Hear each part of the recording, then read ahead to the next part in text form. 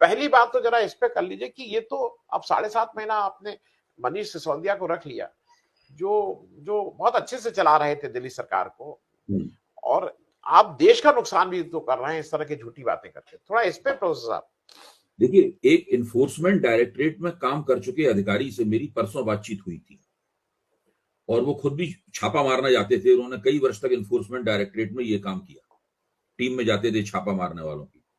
तो उन्होंने मुझे बताया कि 3 बातें जरूरी हैं इस तरह के मामले में अच्छा मुकदमा बनने के लिए। पहली बात यह है कि पैसा मांगा जाए, रिश्वत मांगी जाए। दूसरी बात यह है कि रिश्वत यानी दूसरी बात यह है कि एक व्यक्ति कहे कि उसने रिश्वत दी, यानी एक व्यक्ति ये माने कि उसने रिश्वत मांगी, दूसरा व्यक्ति ये कहे कि उसने रिश्वत दी, और तीसरे उस रिश्वत का धन किसी न किसी रूप में ट्रेस हो, पकड़ा जाए, उसके प्रमाण मिले, ठोस प्रमाण मिले। अगर रुपए को खर्च कर दिया गया है तो पता चले इससे यहां पे इस तरीके से खर्च किया गया है। भाई जाहिर है रिश्वत ली जाती है तो छोले भटूरे तो ना खाए जाते हैं उससे, वो तो उससे तो बाकायदा कोई संपत्ति खड़ी की जाएगी या वो नकदी के रूप में कहीं मौजूद होगा। तो अगर आप इन तीनों कसौटियों के ऊपर मनीष सिसोदिया और संजय सिंह के मामले को कसें, तो मैं कॉमन सेंस की बात कर रहा हूं, तो आप पाएंगे कि इन तीनों कसौटियों के ऊपर यह मामला खरा नहीं उतरता है। न मनीष सिसोदिया ने यह माना, न संजय सिंह ने यह माना कि उन्होंने कोई रिश्वत मांगी। रिश्वत देने वाला जो है ना, ऐसा नहीं है कि उसने अपनी तरफ से जाके इन्फोर्समेंट डायरेक्टरेट या केंद्रीय एजेंसियों को रिपोर्ट दी हो।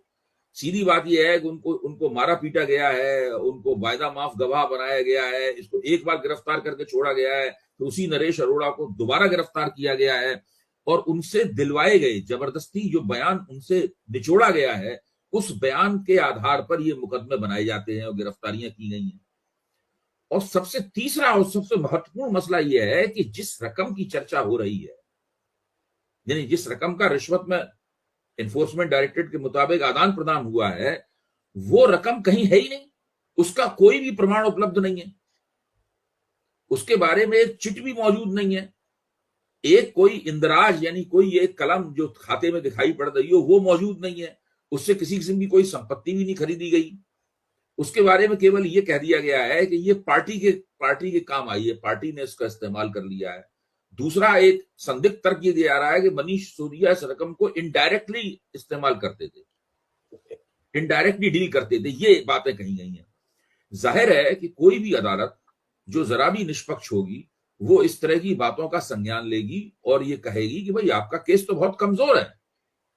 इसीलिए 8 महीने बाद जब मनीष सिसोदिया की जमानत पर सुप्रीम कोर्ट ने सुनवाई शुरू की, तो उसने प्रवर्तन निदेशालय से पूछा कि आप तो कोई प्रमाण ही नहीं दे रहे हैं, केवल एक वायदा माफ गवाह, एक अप्रूवर के बयान के इर्द गिर्द आप पूरा केस आपने बनाया है, आपके पास प्रमाण तो है ही नहीं। सुप्रीम कोर्ट भी उन्हीं 3 मानकों की तरफ इशारा कर रहा है जो मेरे उस मित्र ने मुझे बताए।